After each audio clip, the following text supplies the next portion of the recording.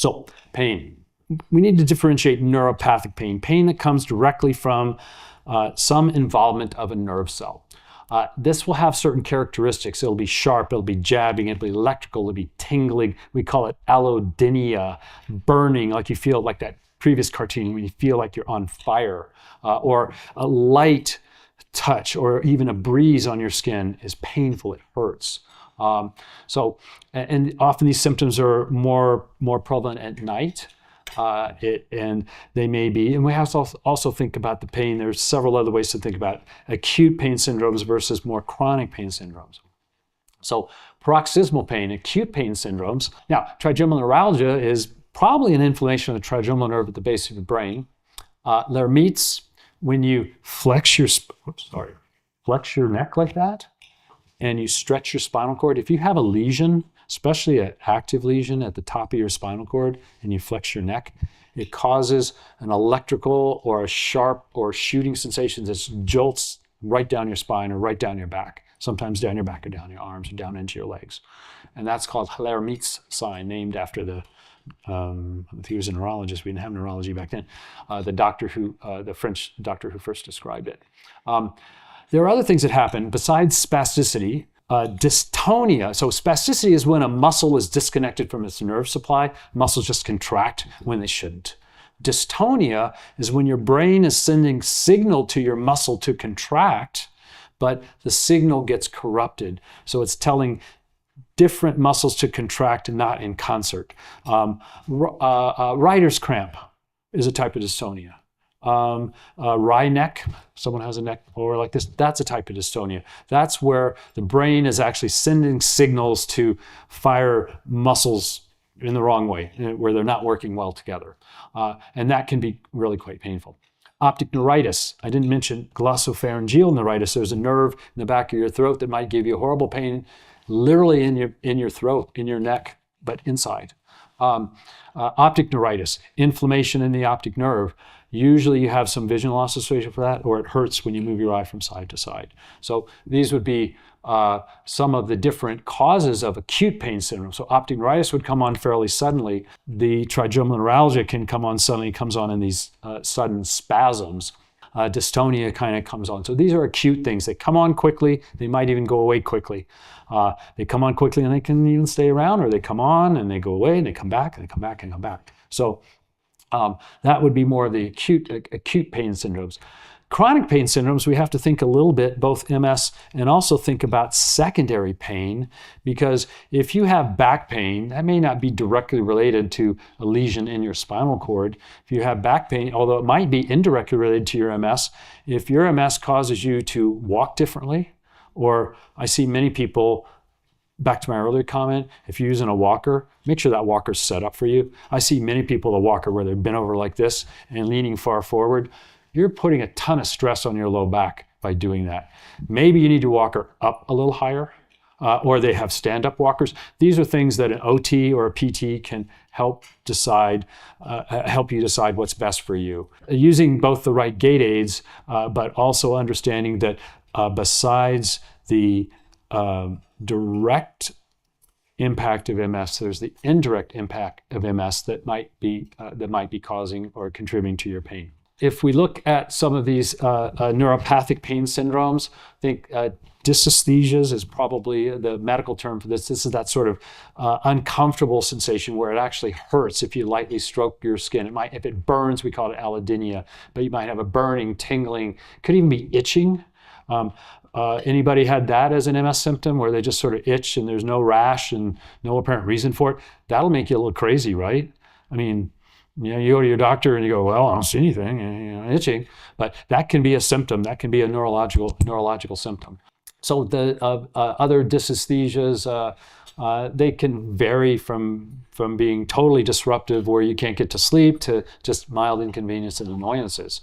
Typically, we don't see acute pain as being part of a relapse. Occasionally, you might get something like radicular syndromes of the spinal cord relapse where you have sharp shooting pains that go down an extremity. That's more like we might expect to see someone if they had a pinched nerve or something, but occasionally you see something like that develop.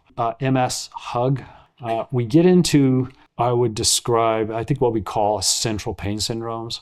So the MS hug is a really peculiar thing. It usually happens because of a problem in the spinal cord. Everybody know what that is? A hug, you probably heard of it. I guess probably the thing when I have someone who's describing something that might be it's called banding pain or central pain syndrome.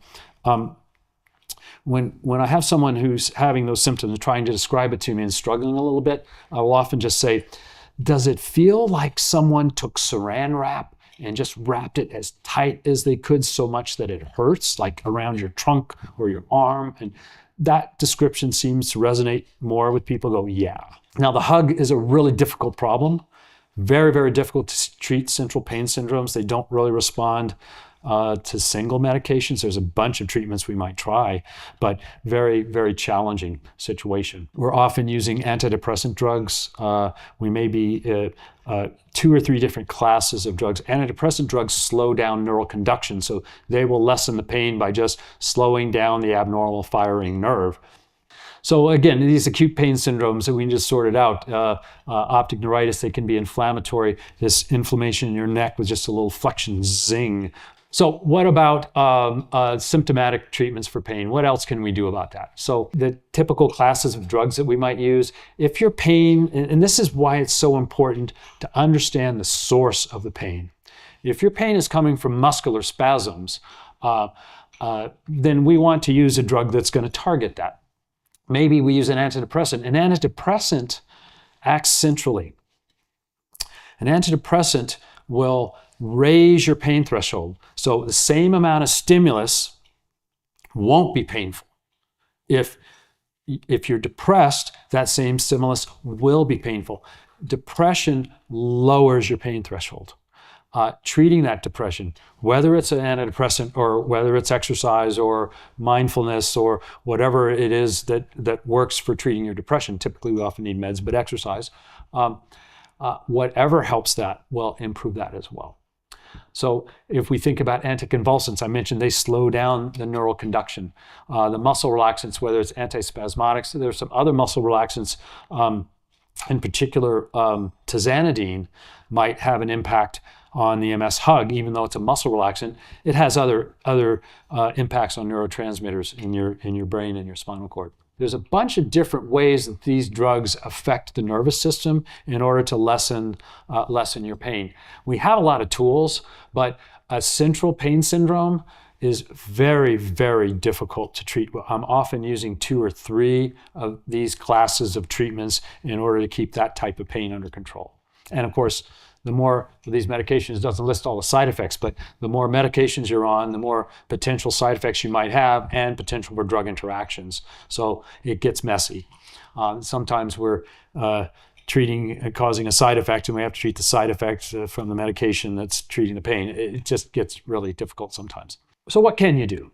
Here are some of the things you can do to treat your pain. Physical therapy, working with a knowledgeable physical therapist. Especially if your pain is musculoskeletal, or maybe it's the way you're walking, or maybe you need a different gait aid. These are all things that could help, and a knowledgeable PT can help you with that. Exercise. Exercise has to be right-sized for the individual, but cardio is the mainstay. And then you may have other issues. Perhaps there's stretching for spasticity. Maybe you need to do balance exercises. So we start with a core of cardio that's going to help both fatigue and pain. Now, if you have a musculoskeletal pain and you're exercising the wrong way, you may be making it worse. So again, knowledgeable therapist who can help you develop that exercise program and then respond to what's working and what's not working. So a good PT may not get it right the first time. Maybe they tell you to do something that doesn't work for you. So ongoing feedback. Very, very important that you work with knowledgeable people in this area. Aquatics for pain management, especially if you have, this is more people who have structural issues. So I'm often advising people who have like low back problems. They have herniated discs, degenerative disc disease, some issue like that. Or maybe you got a bad knee, and you can't exercise. You can do it in the water. If a weight-bearing exercise is going to exacerbate your pain. And by the way, if you exercise in the water, you don't overheat as quickly. And and you won't develop that activity-related fatigue, that exercise-related fatigue. Oh, I wanted to mention one kind of general rule of thumb about exercise. You have to learn to listen to your body, okay? But you don't always get it right. None of us do. So if you exercise and you're tired for an hour, good, you should be. Means you exercise, good, you should be tired for an hour or so. If you're tired for 2 hours, well, okay. If you're wiped out for 4 hours, you did too much. If you're wiped out in the next day, you did too much. But did you hurt yourself? Did you make your MS worse? No. No. Maybe you lost a little time, but you didn't make anything worse. So listen to your body. Don't be afraid if you push too hard. You won't hurt yourself, but you might, have to hunker down for a while till you recover a bit more. But that's a kind of a guide you can use to say, oh, I listened to my body that day and then I did this much exercise. It's like, ooh, that was too much. So next time I listen to my body and saying the same thing, I'm going to do just a little bit less than that. Okay? So that self-correction and adjustment, paying attention to yourself. And doesn't have to be you. If you have a support partner, a care partner, someone who can exercise with you, someone who sees you, we don't always have good insight into what's going on with ourselves. So it's good to check in with someone who's close to you. Maybe there are other things. We talked about alcohol, sleep. Hopefully nobody smokes. Smoking is so bad for MS. It makes the immune system more aggressive. Smoking increases the aggressiveness of autoimmune disease across the board. There might be other things that work for you. Acupuncture, heard about that. Acupuncture can certainly help people. Massage therapy, various other physical measures. So there are things that your doctor can do, which is medications. There are things that you can do, which is more of these things. There's a self-care wellness. They're actually fairly similar for what works for fatigue and what works for pain. There's a lot of overlap. So mindfulness meditation practices actually raise people's pain threshold. You can do that through just simple meditation. And then avoiding things that are going to make anything worse, sleep deprivation especially.